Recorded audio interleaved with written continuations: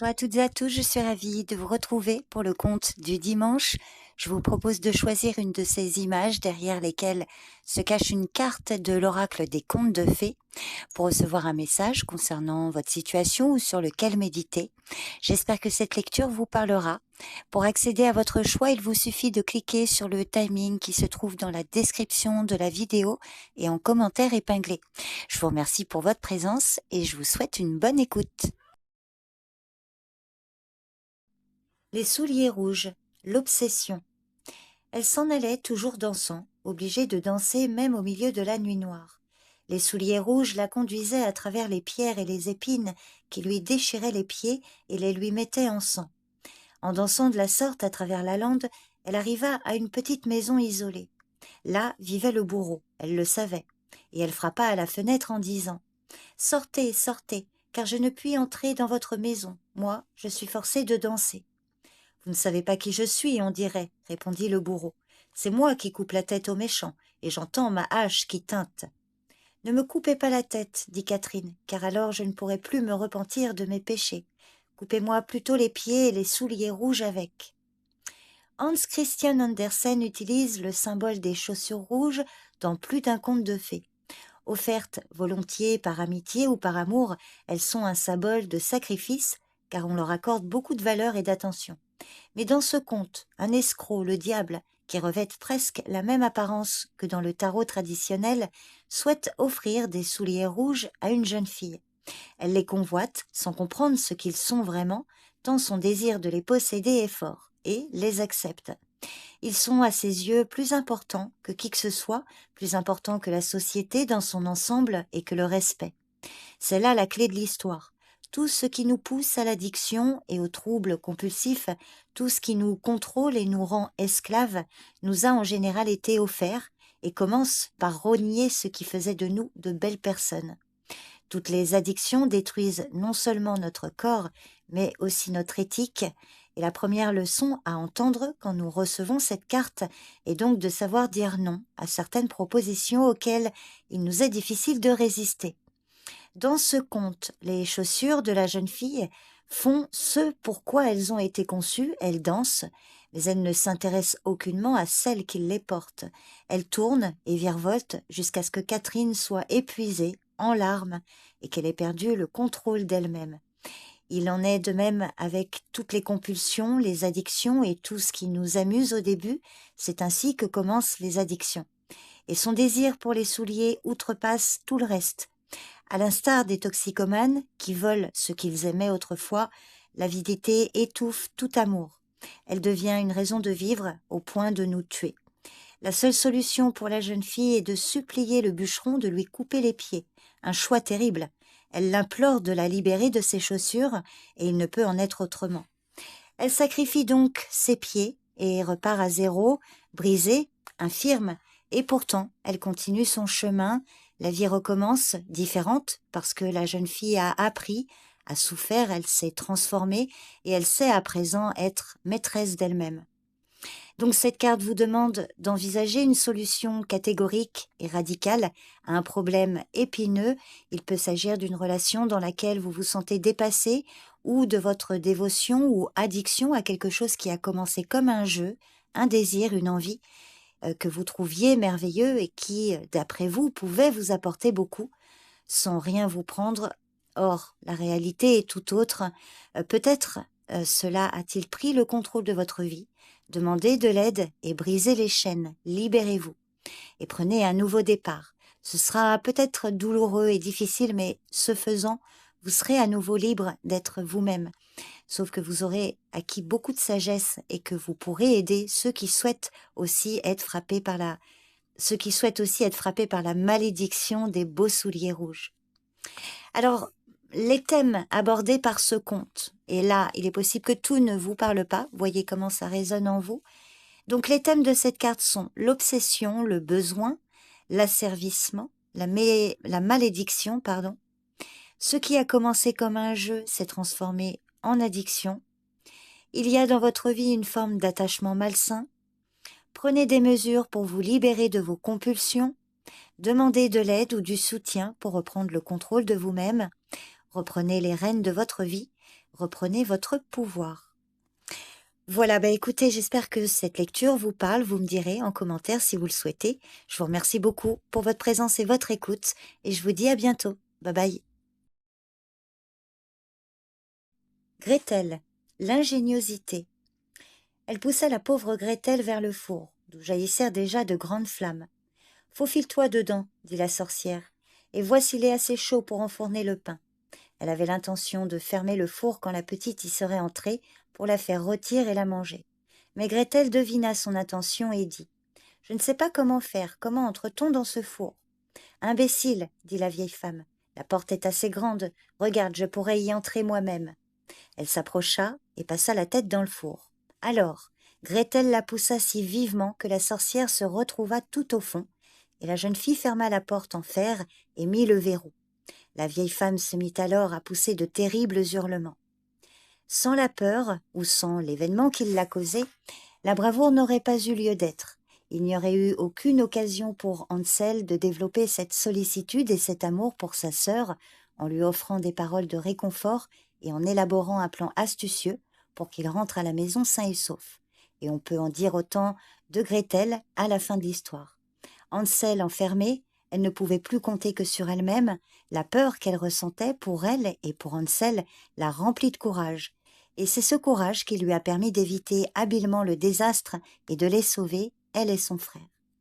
Les deux enfants ont eu une réaction juste face à leur peur.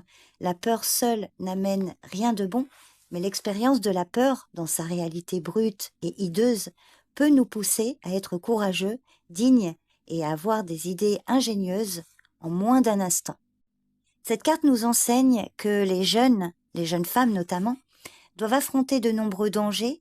Peut-être est-ce le cas dans votre vie, ou peut-être cela a-t-il été le cas. Votre histoire personnelle se termine merveilleusement bien.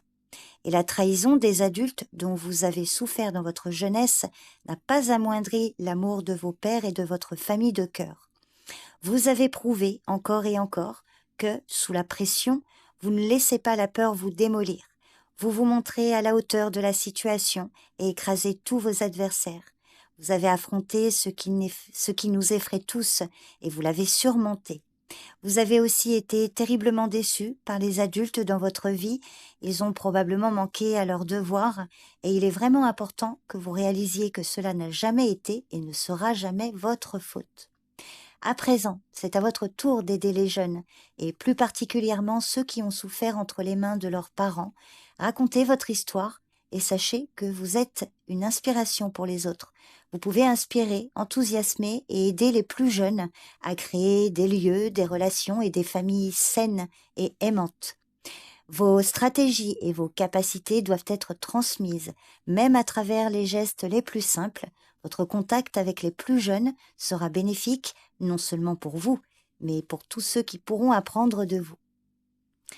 Alors maintenant, je vais vous donner les thèmes abordés par ce conte. Voyez ce qui résonne en vous, il est possible que tout ne vous parle pas. Donc les thèmes de cette carte sont: vous ferez preuve de courage dans les circonstances difficiles. Les gens vous aident avec joie. Vous êtes un véritable ange gardien pour vos amis et votre famille. Vous êtes fait pour le travail d'équipe. Unissez-vous contre un ennemi commun. Vous êtes ingénieux, protecteur, vous réagissez rapidement. Donc voilà le message pour vous qui avez fait ce choix. J'espère que ça vous parle. N'hésitez pas à me laisser un commentaire pour me faire un retour. Je vous remercie beaucoup pour votre écoute et je vous dis à bientôt. Barbe bleue, les tabous. Voilà, lui dit-il, les clés des coffres-forts où sont mon or et mon argent, celles des cassettes où sont mes pierreries, et voilà le passe-partout de tous les appartements. Quant à cette petite clé, c'est la clé du cabinet au bout de la grande galerie du rez-de-chaussée. Ouvrez tout, allez partout, sauf dans ce petit cabinet. Je vous défends d'y entrer, et je vous le défends de telle sorte que s'il vous arrive de l'ouvrir, il n'y a rien que vous ne devrez attendre que ma juste colère et mon ressentiment. Ce conte de Charles Perrault montre le lien entre horreur et conte de fées. Dans ce conte, une jeune femme épouse un mystérieux et puissant aristocrate, connu sous le nom de Barbe Bleue. Sa vie devient une vie de luxe et de solitude dans un château où il y a plus de 100 pièces. Comme il s'apprête à partir pour un long voyage, Barbe-Bleue tend à sa femme le trousseau de clés du château, lui prouvant ainsi son amour pour elle. Toutefois, il lui interdit de pénétrer dans une des pièces, menaçant même de la tuer si elle brisait cette unique règle. La clé est de toute beauté, et ce qui est interdit est de toute façon alléchant. Alors bien sûr, notre héroïne explore toutes les pièces du château en l'absence de Barbe-Bleue, et ce qu'elle découvre est terrifiant, car la pièce interdite, celle qui pourra lui coûter la vie si elle y pénètre, renferme les corps des précédentes épouses de Barbe-Bleue, accrochés au mur comme dans une boucherie, car toutes les femmes de Barbe-Bleue avaient succombé à leur curiosité et étaient entrées dans cette pièce qui signifiait leur mort. Effrayée, notre héroïne laisse tomber la clé qui se tache du sang des cadavres. Malgré tous ses efforts, elle ne peut effacer cette tache.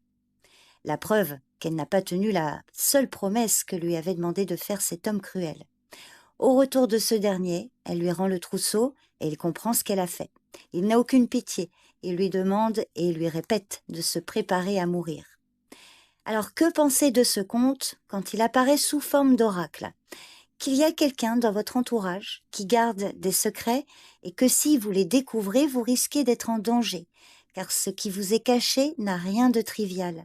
Cette personne est dangereuse et elle a déjà fait du mal à d'autres et elle souhaite que vous ne voyiez que ses qualités, que ce qu'elle vous a donné, que sa générosité.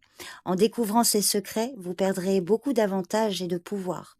Dans ce conte, la curiosité n'est pas vraiment punie car l'épouse est secourue par sa famille et elle parvient à échapper au sort cruel qui lui était réservé.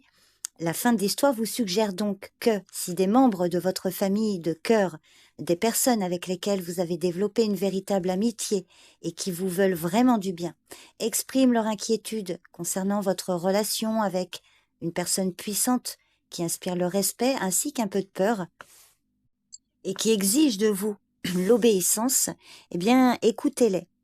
La curiosité est dans cette histoire la clé de la liberté, car si Barbe-Bleue a bien l'intention de mettre sa menace à exécution, l'épouse finit par être sauvée par sa famille. Les corps des autres femmes sont découverts et on leur accorde enfin du respect en construisant pour elles une sépulture. Si d'aucuns croient que la morale de cette histoire est que la curiosité est un vilain défaut, je considère au contraire ce conte comme la preuve que la curiosité est naturelle lorsqu'il y a de l'oppression, des secrets, ainsi que des chambres et des lieux interdits au sein d'une relation intime.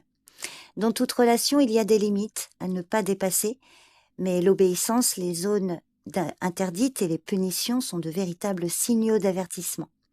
Ne perdez jamais votre curiosité, elle risque de vous mettre en danger, mais elle lèvera le voile sur la vérité. Ne laissez jamais qui que ce soit vous attirer à lui, puis vous interdire de découvrir qui il est vraiment. Et écoutez ceux qui vous aiment du fond du cœur. Ils voient souvent ce que nous n'arrivons pas à voir.